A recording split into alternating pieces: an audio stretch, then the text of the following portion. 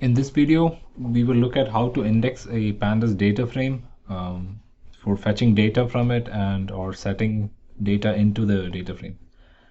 So we're going to start with two files. We have a data file over here with the following information, and then we have another file, for example, locations.csv, which we're going to use this as an example to show you how indexing works. Okay. So let's start by loading these two files into Jupyter.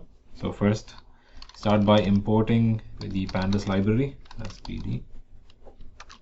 And you can say data equal to PD dot read CSV, and then give it the file name.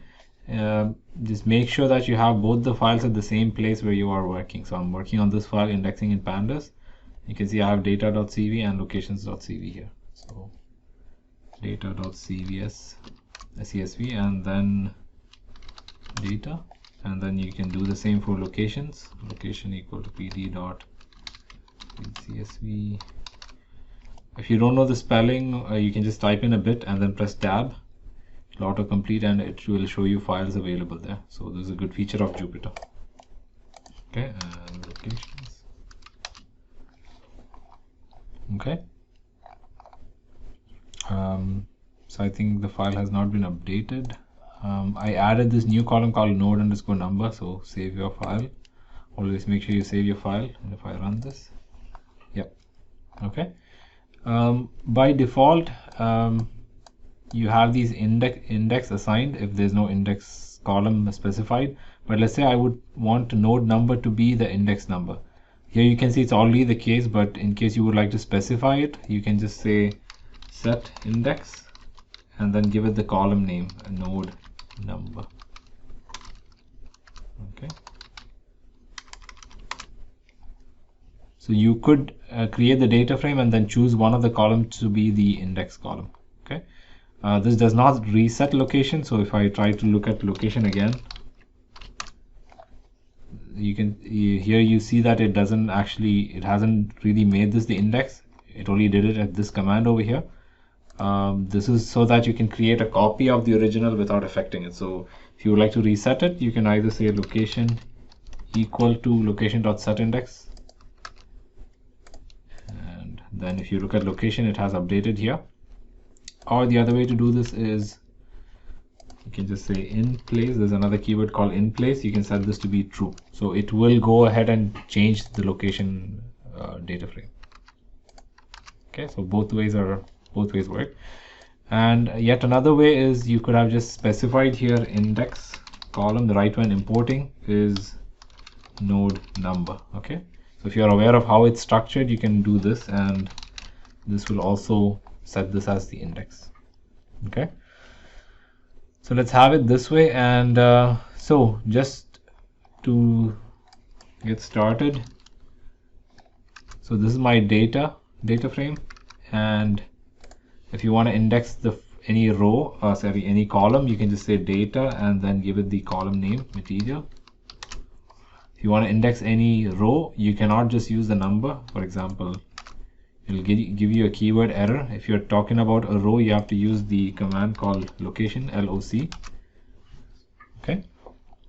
And the location itself, the index doesn't have to be numbers, or it doesn't have to be in this order.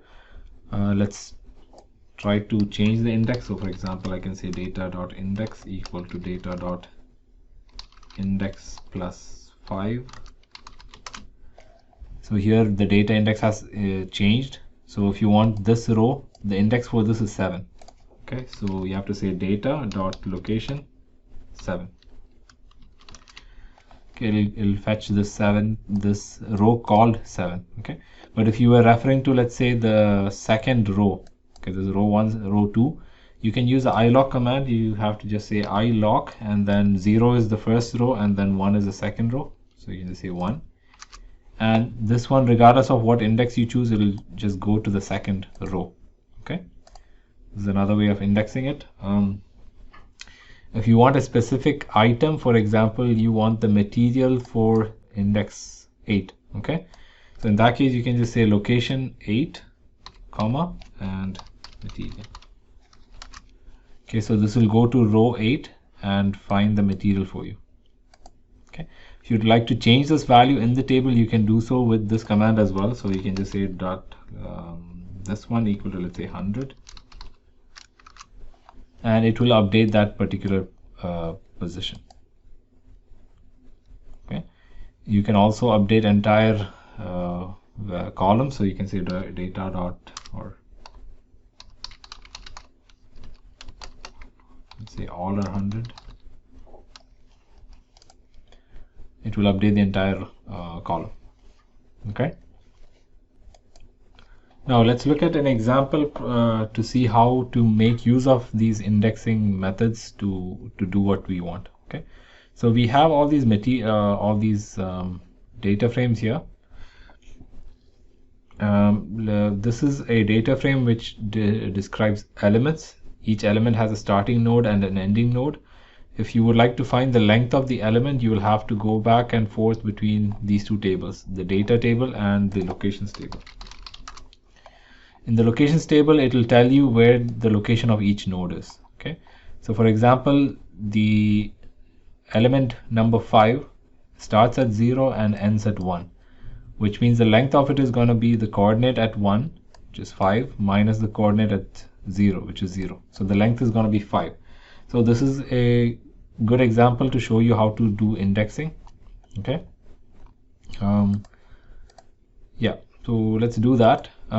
So we would like to create a new column called length in the elements data frame, length, and we'll set it to 0 for now. And for each, we would like to calculate the length. Okay, for now we'll just deal with one of them. So let's say you want to set the location, you want to set the length for the 5th column. So you can just say data dot location 5 comma length. Okay, so what is this? This is the coordinate of the end node minus the coordinate of the start node. Okay, and to be more accurate, this has to be the absolute of the coordinate of the end node and the start node. Now, how do you do this? So let me just put it here. Let me delete these two.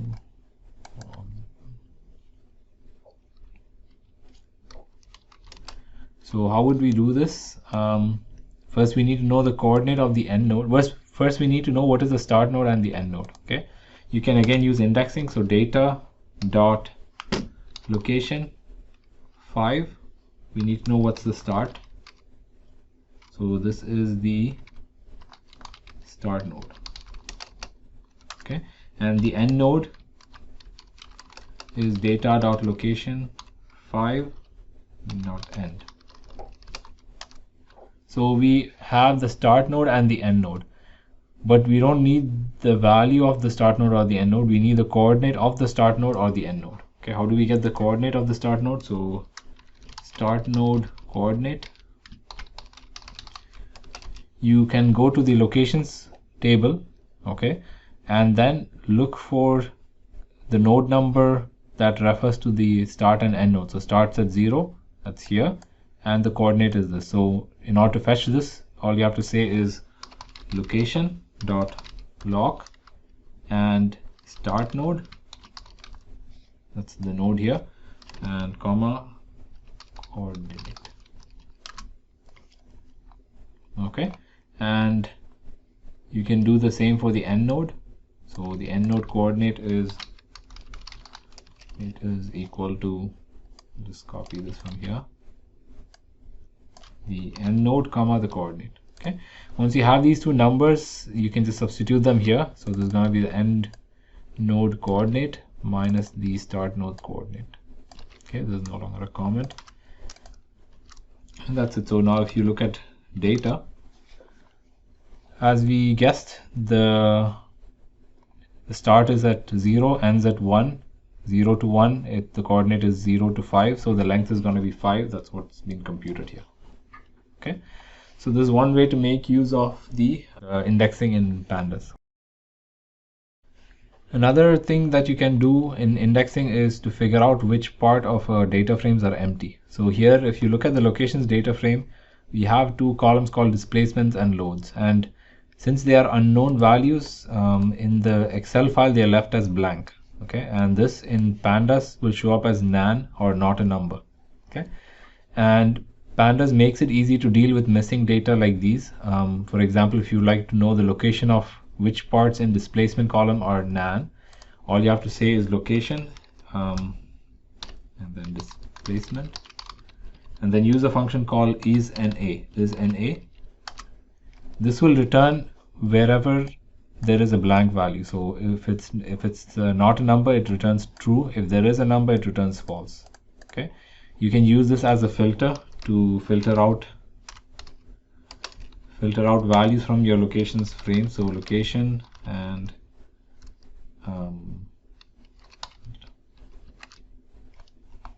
okay, so this one, for example, will show you only the values in which there is nan in the displacement. So it kind of dropped some of the columns here, some of the rows here, you can see. Okay, if you want the inverse of this, you can just use the tilde. Okay, and this will get you the opposite, which is it has a value over there. Okay, and then there is another method to fill out these values. Maybe you are aware that the blank is supposed to be replaced with, let's say, 0. You can do that. You can just use the command location. For example, let's fill out everywhere there's the load command. You can enter, let's say, 10. Again, this is just as an exercise. So you can say load dot fill NA, and then you can give it a value. So let's put in 100 or 500.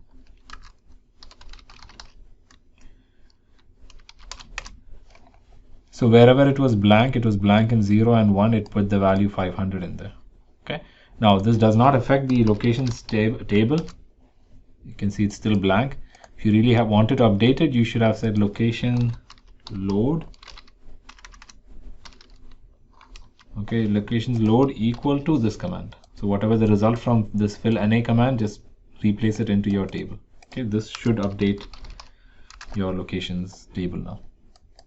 Okay, so these are different ways of using indices and trying to find ways to make use of it in your projects. Okay,